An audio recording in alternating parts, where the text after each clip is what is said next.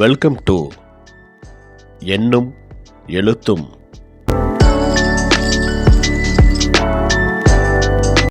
அனைவருக்கும் வணக்கம். 3ஆம் பருவம் 5ஆம் வகுப்பு கணக்கு பாடம். 4வது பாடம் பின்னங்கள் 1. பயிற்சி புத்தகத்தில் இந்த பாடப்பகுதியில் கொடுக்கப்பட்டுள்ள வினாக்கள் மற்றும் அதற்கான விடை என்ன அப்படிங்கிறத இந்த வீடியோவில் பார்க்கலாம். முதல் படத்தை உற்று நோக்கி அதன் சமான பின்னத்திற்குரிய படத்தை டிக் செய்க அப்படின்னு சொல்லி கேட்டிருக்காங்க. இங்கே கொடுக்கப்பட்டுள்ள படத்தை பாருங்கள். முதல் படத்தை பாருங்கள், பாதிக்கு கலர் பண்ணியிருக்காங்க. இதே போல் பொருத்தமாக இருக்கக்கூடிய படத்தை பாருங்கள். பக்கத்தில் 2 படங்கள் கொடுத்துருக்காங்க. அதில் கடைசியாக இருக்கிறத பாருங்கள். அந்த படமும் முதல் படமும் ஒரே மாதிரி கலர் பண்ணியிருக்காங்க. அப்போது அந்த கடைசியாக உள்ளது தான் சரியானது, அதை டிக் பண்ணிக்கோங்க. இதே போல் அடுத்த படத்தையும் கீழே பாருங்கள். முதல் படமும் 2வது படமும் ஒரே மாதிரி இருக்குது, அதை டிக் பண்ணிக்கோங்க. 3வது படத்தை பாருங்கள். முதல் படமும் கடைசியாக உள்ள படமும் ஒரே மாதிரி கலர் பண்ணியிருக்காங்க, அதனால் அதை டிக் பண்ணிக்கோங்க. 16ஐ பகுதியாக கொண்ட சமான பின்னங்களை வண்ணமிட்டு உருவாக்கி எழுதுக அப்படின்னு கேட்டிருக்காங்க. முதல் படத்தை பாருங்கள். 4 பகுதியாக பிரிச்சிருக்காங்க. 3 பகுதிக்கு வண்ணமிட்டிருக்காங்க. இதை பின்னத்தில் அவங்க எழுதி காட்டிருக்காங்க 4 3 அப்படின்னு சொல்லிட்டு. பக்கத்தில் பாருங்கள் 16 கட்டங்கள் இருக்குது. 12 பகுதிக்கு கலர் பண்ணியிருக்காங்க. இதை பக்கத்தில் 16 12 அப்படின்ட்டு எழுதி காட்டியிருக்காங்க. அதே போல் கீழே பாருங்கள் ஒரு வட்டம் போட்டிருக்காங்க, அதை பிரிச்சிருக்காங்க பாருங்கள். 8 3 அப்படின்ட்டு பிரித்து கலர் அடிச்சிருக்காங்க. இதே போல் பக்கத்தில் உள்ள வட்டத்துக்கு நாம் வண்ணமிட்டிருக்கோம் பாருங்கள். 16 பகுதியாக பிரிச்சிருக்காங்க. அதில் 4 பகுதிக்கு மட்டும் வண்ணமிட்டிருக்கோம். இதே போல் நீங்களும் 4 பகுதிக்கு அல்லது 5 பகுதிக்கு எத்தனை பகுதிக்கு வேணாலும் வண்ணமிட்டலாம். அந்த நம்பரை தொகுதியாக மேலே எழுதிக்கலாம். அடுத்த படம் கீழே பாருங்கள். ஐஸ் இருக்குது. 4ல் 2க்கு வண்ணமிட்டிருக்காங்க. 4 2 அப்படின்ட்டு கட்டத்தில் அவங்களே பின்னத்தை எழுதியிருக்காங்க. பக்கத்து படத்தை பாருங்கள். 16 ஐஸ் இருக்குது. அதில் நம்ம 8க்கு மட்டும் வண்ணமிட்டிருக்கோம். நீங்களும் எத்தனைக்கு வேணாலும் வண்ணமிடலாம். அந்த பின்னத்தில் பக்கத்தில் சரியாக எடுத்து எழுதணும். நாம் இதுக்கு 16ல் 8 அப்படின்ட்டு எழுதியிருக்கிறோம். அடுத்த பக்கத்தில் 12ஐ பகுதியாக கொண்ட சமான பின்னங்களை உருவாக்குக அப்படின்னு கேட்டிருக்காங்க. ஃபஸ்ட்டு ஒன் பாருங்கள், அவங்களே போட்டிருக்காங்க. 2ல் 1 அப்படின்ட்டு ஒரு பின்னம் இருக்குது. அதுக்கு சமான பின்னத்தை எழுதியிருக்காங்க பாருங்கள். மேலே கீழையும் ஒரே நம்பரால் பெருக்கியிருக்காங்க. 12ல் 6 அப்படிங்கிற ஒரு சமான பின்னம் கிடச்சிருக்குது. இதே போல் இங்கே பக்கத்தில் பாருங்கள் 4ல் 3 அப்படின்ட்டு இருக்குது. சமான பின்னம் 12 பகுதி அப்படின்னு சொல்லிட்டு அவங்களே கொடுத்துட்டாங்க. அப்போ அதை வைத்து நம்ம பார்க்கும்போது 3ஆல் 2 எண்களையும் பெருக்குனா 12 அப்படின்ட்டு கீழே வரும். மேலே 3 9 அப்படின்னு சொல்லிட்டு மேலே போட்டிருக்கோம். இதே போல் அடுத்த கணக்கு பாருங்கள். 3ல் 2 அப்படின்னு சொல்லி கொடுத்துருக்காங்க பின்னம். கீழே மேலேயும் 4ஆல் பெருக்கும்போது பகுதி 12 தொகுதி 8 அப்படின்ட்டு நமக்கு கிடைக்குது சமான பின்னம். அதே போல் இங்கே பக்கத்தில் பாருங்கள் 6ல் 2 அப்படின்ட்டு ஒரு பின்னம் இருக்குது. இதை கீழையும் மேலேயும் 2ஆல் பெருக்கிறோம். 12ல் 4 அப்படிங்கிற ஒரு சமான பின்னம் கிடைக்குது. அடுத்து பின்வரும் வினாக்களுக்கு விடையளி அப்படின்னு கேட்டிருக்காங்க. படம் குறிக்கும் பின்னத்தின் சமான பின்னம் எது அப்படின்னு கேட்டிருக்காங்க. படம் ஒன்று கொடுத்துருக்காங்க பாருங்கள். இதை 6 கட்டமாக பிரிச்சிருக்காங்க. 3 கட்டங்களுக்கு மேலே வண்ணமிட்டிருக்காங்க. இதை வைத்து இதோட சமான பின்னம் என்ன அப்படின்னு சொல்லி கேட்குறாங்க. கீழே 4 ஆப்ஷன் கொடுத்துருக்காங்க பாருங்கள். இதில் 3ஆவதாக இருக்கக்கூடியது தான் இதுக்கு பொருத்தமான சமான பின்னம்.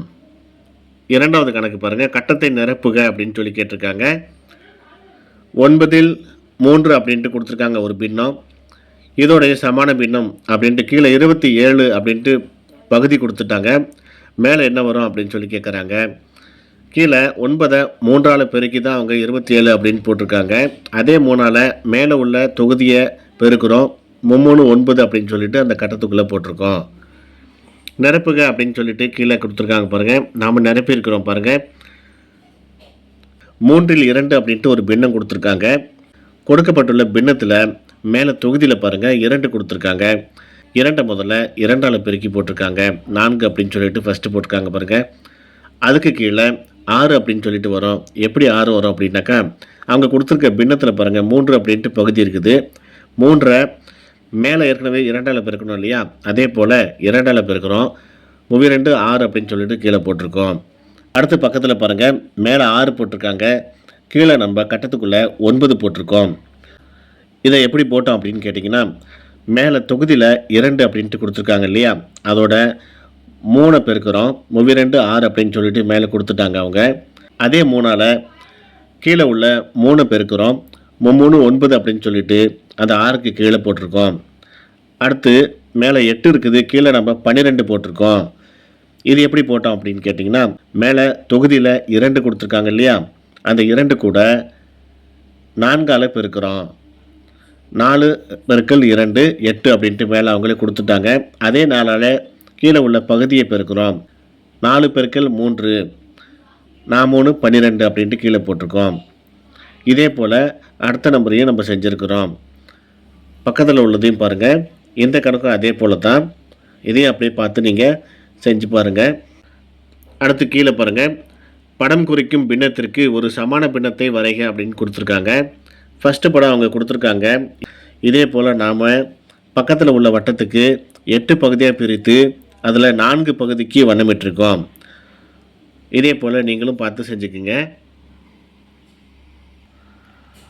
அடுத்த பக்கம் வேற்றின பின்னங்களை ஓரின பின்னங்களாக மாற்றுக அப்படின்னு கேட்டிருக்காங்க. இதை நம்ம செஞ்சுருக்கிறோம் பாருங்கள். ஃபஸ்ட்டு பின்னத்தை பாருங்கள், இங்கே 2ல் 1 4ல் 1 அப்படின்ட்டு இருக்குது. இது வேற்றின பின்னம் அப்படிங்கிறத எப்படி கண்டுபிடிக்கிறது பாருங்கள். கீழே பகுதியை பாருங்கள். முதல் பின்னத்தில் 2 அப்படின்னு இருக்குது, இரண்டாவது பின்னத்தில் 4 அப்படின்னு கொடுத்துருக்காங்க. பகுதி வேறு நம்பர் கொடுத்துருக்காங்க அப்படின்னா அது வேற்றின பின்னம். இதை ஓரின பின்னமாக மாற்ற சொல்லியிருக்காங்க. நாம் கீழே மாற்றி போட்டிருக்கோம் பாருங்கள். விடுபட்ட இடத்துல நிரப்பியிருக்கிறோம். இதே போல் பக்கத்தில் இன்னொரு கணக்கு இருக்குது, அதையும் நம்ம விடுபட்ட அந்த வட்டத்துக்குள்ளே நிரப்பியிருக்கிறோம், பார்த்துக்குங்க. பின்ன பகுதிகளின் மெய்ப்போமா கண்டறிந்து ஓரின பின்னங்களாக மாற்றுக அப்படின்னு கேட்டிருக்காங்க. இதை அவங்களே செஞ்சுருக்காங்க பாருங்கள். 2 எண்களுக்கும் மெய்ப்போமா கண்டுபிடிச்சிருக்காங்க. 12 அப்படின்ட்டு விடை கிடைச்சிருக்குது. அந்த 12 பகுதியாக வர மாதிரி கீழே பாருங்கள் கணக்கு நம்ம போட்டிருக்கோம். இதுவும் மேலே போட்ட மாதிரி தான், இதுவும் மேலே போட்ட மாதிரி தான். வேற்றின பின்னங்களை ஓரின பின்னமாக மாற்றி போட்டிருக்கோம். இதை அப்படியே நீங்கள் பார்த்து எழுதிக்கலாம். அடுத்த பக்கத்தில் பின்ன பகுதிகளுக்கு மீப்போமா கண்டறிந்து ஓரின பின்னங்களாக மாற்றுக அப்படின்னு கொடுத்துருக்காங்க. 6 9 அப்படின்ட்டு 2 எண்கள் கொடுத்துருக்காங்க. ஃபஸ்ட்டு பாருங்கள், தானாவகத்தில் போட்டு அவங்களே போட்டாங்க. பக்கத்தில் எடுத்து எழுதியிருக்காங்க. மேலேயும் கீழேயும் ஒரே நம்பர் வந்திருக்கக்கூடியது வட்டம் போட்டிருக்காங்க. 6,9 மீப்போமா அப்படின்ட்டு கேட்டிருக்காங்க. மேலே உள்ள அந்த எண்களை நாம் எடுத்து எழுதியிருக்கிறோம் பாருங்கள். 2 பெருக்கல் 3 பெருக்கல் 3 18 அப்படின்ட்டு விடை கிடைக்குது. இந்த 18 பகுதியாக வரக்கூடிய அளவிற்கு நம்ம கீழே கொடுக்கப்பட்டுள்ள கணக்கு நம்ம செஞ்சுருக்கோம் பாருங்கள். வேற்றின பின்னங்களை ஓரின பின்னங்களாக மாற்றியிருக்கோம். இதை நீங்கள் போட்டு பாருங்கள். உங்களுக்கு சந்தேகம் இருக்குது அப்படின்னா இதை பார்த்து அப்படியே எழுதிக்கலாம். இந்த கணக்கும் அதே போல் தான் மேலே போட்டிருந்தாங்க இல்லையா, அதே போல் மீப்போமா கண்டுபிடிக்கிறது தானாவகத்தில் போட்டு கண்டுபிடிச்சிருக்கிறோம். 48 அப்படிங்கிறது விடை கிடைச்சிருக்குது. கீழே அதே போல் 48 பகுதியாக வரக்கூடிய அளவிற்கு இந்த கணக்குகளை நம்ம செஞ்சுருக்கிறோம்.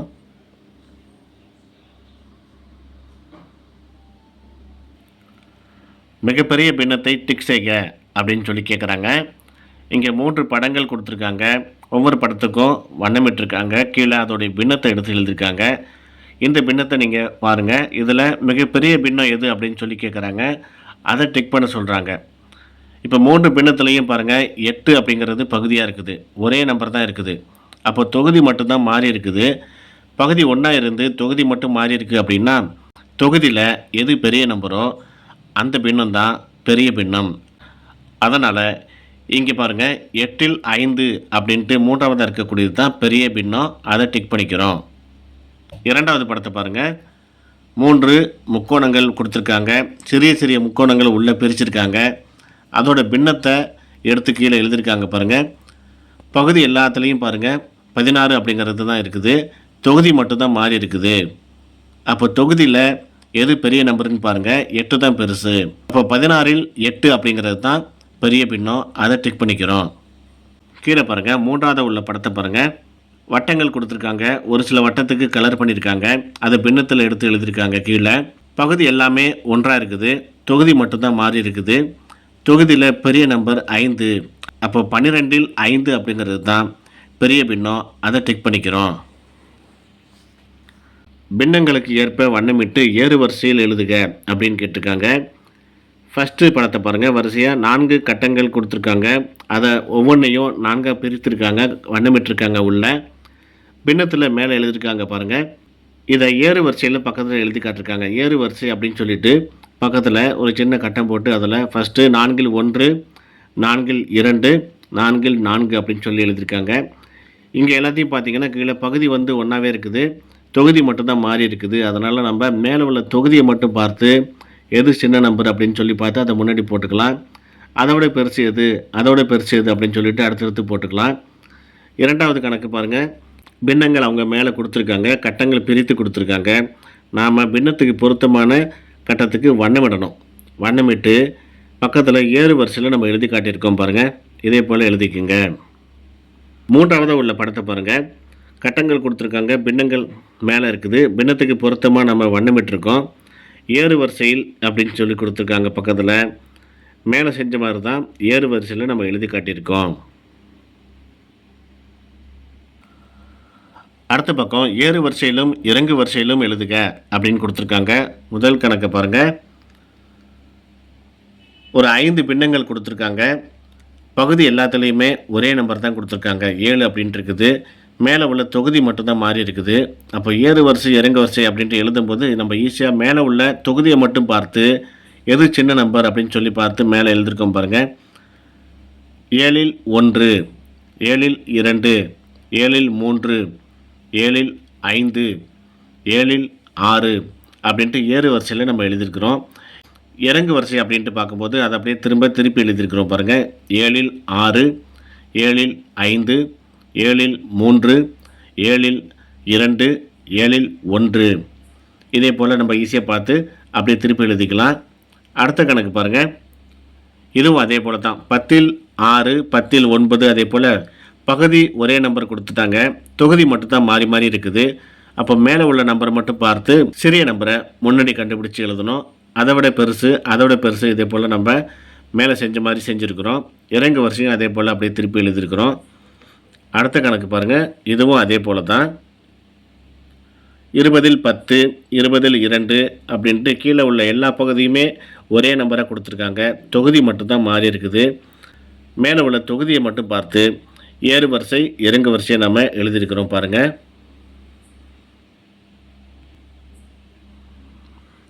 அடுத்து சரியான விடையை தேர்ந்தெடு அப்படின்னு கேட்டிருக்காங்க. கொடுக்கப்பட்டுள்ளவற்றுள் மிகச்சிறிய பின்னம் எது அப்படின்னு சொல்லி கேட்குறாங்க. 4 ஆப்ஷன் கொடுத்துருக்காங்க பாருங்கள். 4 பின்னங்கள்லேயும் பகுதி ஒரே நம்பராக இருக்குது. தொகுதியை மட்டும் பாருங்கள். தொகுதியில் சிறிய எண் அப்படின்னு சொல்லி பார்த்தா 1 தான் சிறிய எண். அப்போது அந்த ஈனா இருக்குது பாருங்கள். இதான் வந்து மிகச்சிறிய பின்னம். அதை டிக் பண்ணிக்கிறோம். இரண்டாவது கேள்வி பாருங்கள். ஏறு வரிசையில் அமைந்துள்ள பின்னங்களை தேர்ந்தெடு அப்படின்னு சொல்லி கேட்டிருக்காங்க. 4 ஆப்ஷன் கொடுத்துருக்காங்க. 4வதாக இருக்குது பாருங்கள். ஈஎன்னா இதில் உள்ளது தான் ஏறு வரிசையில் சரியாக எழுதியிருக்காங்க. இதை டிக் பண்ணிக்கோங்க. மூன்றாவது கேள்வி. 8இல் 5ஐ விட பெரிய பின்னத்தை தேர்ந்தெடு அப்படின்னு சொல்லி கேட்குறாங்க. கீழே 4 ஆப்ஷன் இருக்குது. 8இல் 6 இதுதான் பெரிய பின்னம். மூன்றாவதாக உள்ளது. அதை டிக் பண்ணிக்கிறோம். வண்ணமிட்டு விடை காண்க. இங்கே ஃபஸ்ட்டு ஒரு படத்தை பாருங்கள். 4இல் 3, 7இல் 3 அப்படின்ட்டு பூக்கள் படம் போட்டிருக்காங்க. பின்னத்துக்கு ஏற்ற மாதிரி நாம் படத்துக்கு வண்ணமிட்டிருக்கோம். பெரிய பின்னம் அப்படின்னு சொல்லி கேட்குறாங்க. கீழே நம்ம பெரிய பின்னத்தை எடுத்து எழுதியிருக்கிறோம் பாருங்கள். 4இல் 3 அப்படின்னு போட்டிருக்கோம். இங்கே பார்த்தீங்கன்னா மேலே 4இல் 3 அப்படின்னு இருக்குது. கீழே 7இல் 3 அப்படின்னு இருக்குது. பகுதி மாறி இருக்குது. மேலே தொகுதி பார்த்திங்கன்னா ஒரே நம்பராக கொடுத்துருக்காங்க. இப்போது இதை ஒப்பிட்டு பார்க்கும்போது எது பெருசு அப்படின்னு சொல்லி கேட்குறாங்க. மேலே தொகுதி ஒன்றா இருக்குது அப்படின்னாலே பகுதி மாறி இருக்குது அப்படின்னாக்கா நம்ம என்ன செய்யணும் அப்படின்னா பகுதியில் சிறிய நம்பர் எதுன்னு பாருங்கள். அதுதான் பெரிய பின்னம். பகுதியில் சிறிய நம்பர் 4 அப்படிங்கிறது தான் சிறியது. அப்போது 4இல் 3 அப்படிங்கிறது தான் பெரிய பின்னம். அதே போல் பக்கத்தில் பாருங்கள். இந்த கணக்கும் அதே போல் தான். கட்டங்கள் கொடுத்துருக்காங்க. 5இல் 2, 7இல் 2 அப்படிங்கிறதுக்கு வண்ணமிட்டிருக்கோம். பெரிய பின்னம் அப்படின்னு சொல்லி கீழே கேட்டிருக்காங்க. மேலே தொகுதியில் பார்த்தீங்கன்னா 2 பின்னத்துலேயும் ஒரே நம்பர் கொடுத்துருக்காங்க 2 அப்படின்ட்டு. பகுதி மட்டும் மாறி இருக்குது. அப்போது என்ன செய்யணும் அப்படின்னு கேட்டிங்கன்னா, பெரிய பின்னம் கேட்டிருக்காங்க இல்லையா, அப்போது சிறிய பகுதி என்னன்னு பாருங்கள் 5. 5இல் 2 அப்படிங்கிறது தான் சிறிய பகுதி. அப்போ அதுதான் பெரிய பின்னம். அதை எடுத்து நம்ம கீழே எழுதிக்கணும். இதை நீங்கள் ஞாபகத்தில் வச்சுக்கணும். அடுத்த கணக்கும் அதே போல் தான். இங்கே பாருங்கள், கேரட் படம் போட்டிருக்காங்க. 8இல் 5, 6இல் 5 அப்படின்ட்டு கொடுத்துருக்காங்க. பொருத்தமாக நம்ம கரெக்டாக முதல்ல வண்ணமிட்டிருக்கோம் அந்த கேரட்டுக்கு. சிறிய பின்னம் அப்படின்னு சொல்லி கேட்குறாங்க. இப்போ பாருங்கள், 2 பின்னத்துலேயும் தொகுதி ஒன்றா இருக்குது. 5, 5 அப்படின்னு கொடுத்துட்டாங்க. பகுதி மட்டும் மாறி இருக்குது. சிறிய பின்னம் அப்படின்னாக்கா பகுதியில் பெரிய பகுதி என்னன்னு பார்க்கணும். 8 அப்படிங்கிறது தான் பெரிய பகுதி. 8இல் 5 இதான் வந்து சிறிய பின்னம். இதை எடுத்து நம்ம கட்டத்தில் எழுதியிருக்கிறோம். அடுத்து இங்கே பாருங்கள், இதுவும் அதே போல் தான். சிறிய பின்னம் கேட்டிருக்காங்க. 8இல் 3, 4இல் 3 அப்படின்னு கொடுத்துட்டாங்க. நம்ம அந்த பின்னத்துக்கு தகுந்த மாதிரி கட்டத்தில் வண்ணமிட்டிருக்கோம். மேலே உள்ள தொகுதி ரெண்டுமே ஒன்றா இருக்குது. பகுதி மட்டும்தான் மாறி இருக்குது. சிறிய பின்னம் அப்படின்னாக்கா பெரிய பகுதி என்ன இருக்குது அப்படின்னு பாருங்கள், 8 தான் இருக்குது. 8இல் 3 அப்படிங்கிறது தான் சிறிய பின்னம். இந்த பின்னத்தை எடுத்து கீழே கட்டத்துக்குள்ளே எழுதிக்குங்க. படங்களை குறிக்கும் பின்னங்களை எழுதி ஒப்பிடுக அப்படின்னு சொல்லி கேட்டிருக்காங்க. ஃபஸ்ட்டு ஒன்று அவங்களே எழுதியிருக்காங்க பாருங்கள். முதல் படத்தில் பாருங்கள், 6 சாக்லேட் இருக்குது. 4க்கு மட்டும் அவங்க வண்ணமிட்டிருக்காங்க. இந்த பக்கத்தில் பாருங்கள், 8 சாக்லேட் இருக்குது. 4க்கு மட்டும் வண்ணமிட்டிருக்காங்க. இதில் பாருங்கள், எது பெருசு எது சின்னதுன்ட்டு குறியீடு போட்டிருக்காங்க பாருங்கள். இதே போல் தான் அடுத்த படத்துக்கு நம்ம செஞ்சுருக்கிறோம். இந்த கணக்கும் அதே போல் தான். இதை பார்க்காம செஞ்சு பாருங்கள். கடைசியாக அதை பார்த்து நீங்கள் செக் பண்ணிக்கோங்க.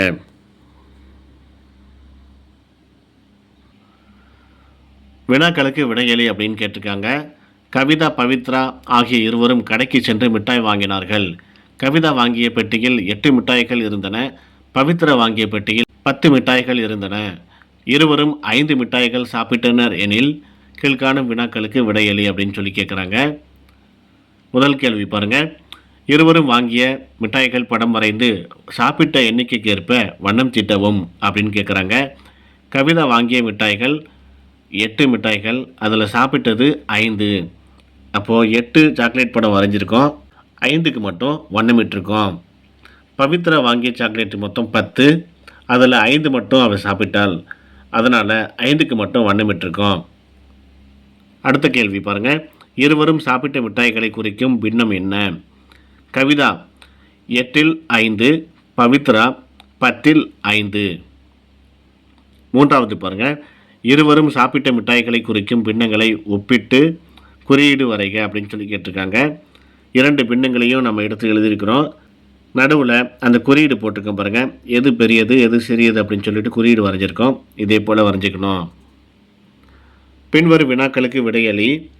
சரியான குறியீடுக அப்படின்னு சொல்லிட்டு கேட்டிருக்காங்க. 2 பின்னங்கள் முதல் கணக்கில் பாருங்கள், 5இல் 2, 8இல் 2 அப்படின்னு இருக்குது. இதுக்கு பெரியது சிறியது குறியீடு போட்டிருக்கோம். இரண்டாவது கணக்கு பாருங்கள், இறங்கு வரிசையில் எழுதுக. 5 பின்னங்கள் கொடுத்துருக்காங்க. தொகுதி எல்லாமே ஒரே எண்களாக கொடுத்துருக்காங்க 3 அப்படின்ட்டு. பகுதி மட்டும் மாறி இருக்குது. அப்போது இறங்கு வரிசை அப்படின்னா பெரிய பின்னத்தை முதல்ல எழுதணும்.